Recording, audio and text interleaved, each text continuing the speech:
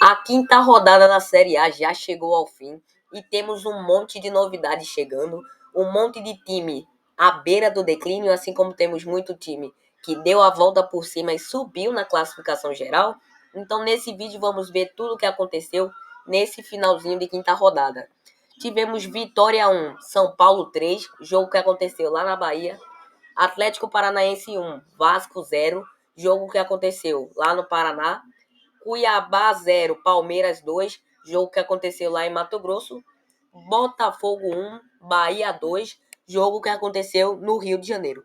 Então aqui no Placar Total você acompanha tudo que acontece em todas as divisões de acesso A, B, C, D, mais a Copa do Brasil, mais a Copa do Nordeste, mais a Copa Verde, enfim. Se você quiser dar aquela moral pra gente, peço encarecidamente seu like, a sua inscrição pra gente continuar falando sobre futebol brasileiro, né? Acho que todos nós gostamos desse assunto. Então, sem mais enrolação, bora começar com Vitória e São Paulo. Um jogo muito marcado pela atuação da chuva e pela atuação do VAR, né? Tivemos Wagner Leonardo logo aos 6 minutos de jogo, levando uma expulsão, cartão vermelho direto por cotovelada no Caleri. Para mim foi uma cotovelada clara, mas é a questão do VAR, então não me meto muito. Aí o São Paulo, obviamente, aproveitou. São Paulo, que já não via nenhuma sequência muito boa, vai entrar em campo na Libertadores essa semana contra o Cobressal e precisava desse estímulo, essa vitória sobre o Vitória no Barradão. Foi importante, mesmo embaixo de chuva, conseguiram marcar vários gols, né? Com um homem a menos, o Vitória. Iria enfrentar um time que vem cheio da grana, cheio do investimento. O Vitória, que, apesar de tudo, vem da Série B, não é um time que está consolidado ainda na Série A, né? E esse sistema defensivo do Vitória, que ano passado tinha sido um destaque na conquista do Brasileirão Série B, agora tá dando uma dor de cabeça imensa pro Léo Condé. Inclusive, o Zeca, que é o zagueiro, tá sendo apontado como o pior jogador do elenco devido às suas falhas na zaga, né? Mas enfim, 3 gols do São Paulo. O Vitória até conseguiu empatar 1-1, mas depois o São Paulo foi metendo bala, né? Luciano marcou 2 vezes e Ferrarese marcou o terceiro. Com relação às estatísticas na Série B, Vitória 3 derrotas, perdeu um monte de pontuação em casa, né? No Barradão, Vitória não fez absolutamente nada na temporada, só um empate contra o Bahia. Conseguiram tomar aquele empate, que para mim estava claramente uma vitória do time baiano. Mas enfim, já o São Paulo começou, deu um impulso péssimo no início, 2 derrotas seguidas, mas depois começou a andar, né? Começou a se ligar na competição. 2 vitórias, um empate e 2 derrotas, totalizando 7 pontos. Já o Vitória dorme na zona de rebaixamento com 1 ponto. Vitória vai ter que melhorar bastante se quiser sonhar e continuar nessa Série A. Vitória que não chega aqui nessa Série A faz um bom tempo. Tem 4 gols feitos e 9 sofridos. Já o São Paulo fez 8 gols e tomou 3, tá tranquilo. Com relação às próximas partidas, os dois times, o Vitória enfrenta o Vasco da Gama, lá em São Januário, pela sexta rodada, no dia 12/5, às 11 horas. Já o São Paulo vai receber o Fluminense no dia 13/5, às 7 horas, pela sexta rodada, lá no Morumbi. Lembrando que se você for acompanhar algum desses jogos pela internet ou presencialmente, não se esqueça de colocar aqui nos comentários, beleza? Atlético Paranaense 1, Vasco 0. 1-0, o único gol da partida foi marcado por Eric, logo aos 25 minutos. E o Atlético Paranaense estava em uma vantagem numérica, né?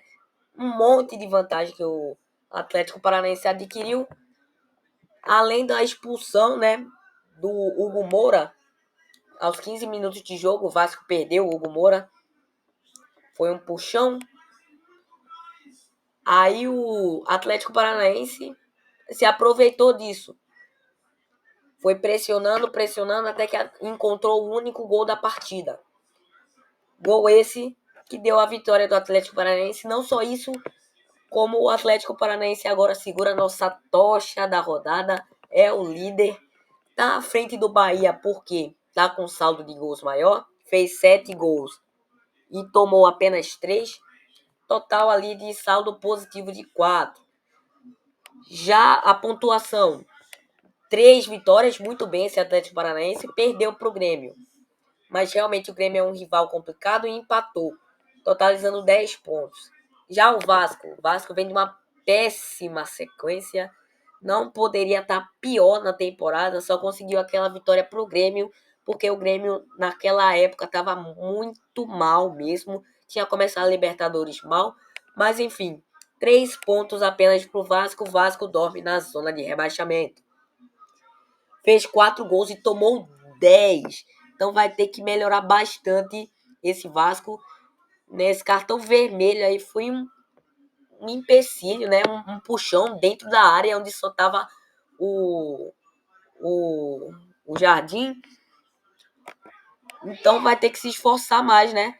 Com relação às estatísticas na partida, a gente pode perceber que o Atlético Paranaense teve mais posse de bola, finalizou muito mais, mesmo com um atleta a mais.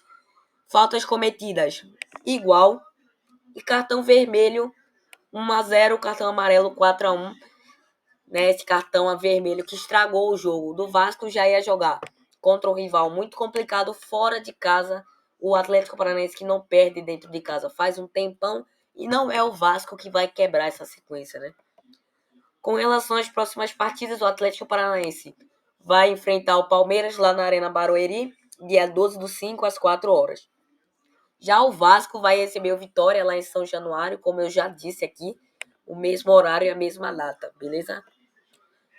Cuiabá e Palmeiras, 2-0. Cuiabá, bora começar com o Auriverde, tá muito mal na campanha. Tanto o sistema ofensivo quanto defensivo tá muito ruim. Tanto é que o Cuiabá não marcou nenhuma vez ainda e tomou 10 gols, tá sendo um sufoco. E não vai jogar na próxima rodada, já tem um jogo com o Vitória que foi adiado. E não vai jogar também contra o Criciúma, já que vai para a Sul-Americana. Só que eu acho que esse Cuiabá tá focando demais em uma competição que não tem nem a vaga no mata-mata garantido. Então, se o Cuiabá não passar dessa Sul-Americana, o Cuiabá tem um problema, tá? 4 derrotas seguidas. Com relação ao Palmeiras, oscilou, tá? O Palmeiras oscilou na competição. Começou vencendo Vitória, bem fácil, mas depois perdeu para o Internacional, 2 empates depois. E agora essa vitória contra o Cuiabá garante ao Alviverde 8 pontos. Estatísticas na partida, a gente percebe que o Palmeiras jogou muito melhor, né? 51% de posse de bola, 14 finalizações, cometeu mais faltas também, mas foi um sistema mais ofensivo. Porque o Cuiabá não pode ficar defendendo, né? Até porque o Cuiabá tá jogando muito mal defensivamente e também ofensivamente. O time tá em crise em tudo que você pode imaginar, tanto crise financeira, crise em campo, um monte de crise que o time está enfrentando. Então o Dourado tem que melhorar para as próximas partidas. 2 cartões amarelos e nenhum vermelho. 3 cartões amarelos e nenhum vermelho também. Próximas partidas agora. O Cuiabá que só entra na Série A pela 7ª rodada. Não vai jogar a sexta porque vai para Sul-Americana. Vai dia 19/5 às 6h30 enfrentar o Internacional lá na Arena Pantanal. Cuiabá que não venceu nenhuma na Arena Pantanal até agora e vai ter que vencer em casa contra um rival bem complexo, bem complicado como o Internacional. Já o Palmeiras recebe na Arena Barueri o Atlético Paranaense, o líder, pela 6ª rodada, dia 12/5 às 4 horas da tarde. Botafogo 1, Bahia 2, hein? Bahia jogando muito bem. O Bahia é um time que tá mudando de patamar, né? Eu já venho dizendo isso. O Bahia tá mudando o estilo de jogo, tá fazendo as contratações que para mim são excelentes, né? Foi um triunfo muito bom que garantiu a vice-liderança no campeonato agora. A gente pode perceber que o Bahia vem muito bem, mesmo aquela derrota para o Internacional. Acumulou 3 vitórias e um empate, né? E já o Belo, o Botafogo tem 3 vitórias, perdeu para o Cruzeiro e agora essa derrota para o Bahia totalizou ali 9 pontos. E o Bahia, 10 pontos. Tá tranquilo na competição. Bahia pode até perder na próxima rodada. Eu acho que esse Bahia pode sim garantir Sul-Americana. Talvez até pré-Libertadores, se eu não estiver sonhando demais. Enfim, os gols saíram, primeiramente, com Everaldo, aquele pênalti. Bola na mão do atacante do Botafogo. Foi pênalti. E pênalti que foi convertido em gol. Depois, o Botafogo ainda conseguiu reagir. Gol de Trivela, mas que depois o Bahia reduziu. O atacante do Bahia, Rafael Ratão, passou do goleiro e fez tranquilamente o gol da vitória, 2-1. Na partida, eu acho que os donos da casa foram levemente superiores. É um jogo de dois times que vêm fortes na temporada. Finalizou mais o Botafogo. Faltas também foram mais do Botafogo. E cartões amarelos igualmente ali. Próximas partidas, o Botafogo entra em campo contra o Fortaleza pela sexta rodada, no dia 12/5, às 4 horas da tarde, no Castelão, em Ceará. Já o Bahia vai receber o Red Bull Bragantino pela sexta rodada, dia 12/5, às 6h30, na Arena Fonte Nova. Temos também outros jogos que foram jogos adiados, que foram Grêmio e Criciúma. Foi adiado devido essa tragédia que está acontecendo no Rio Grande do Sul. Aliás, eu presto minha solidariedade pro povo gaúcho. Não merece esse sofrimento. Então, na sexta rodada, no dia 11/5, às 9 horas, o Grêmio volta a jogar contra o Atlético Mineiro na Arena MRV. Lembrando que esse jogo aqui pode sim ser adiado posteriormente, se essas chuvas não diminuírem, não reduzirem, esse jogo será adiado.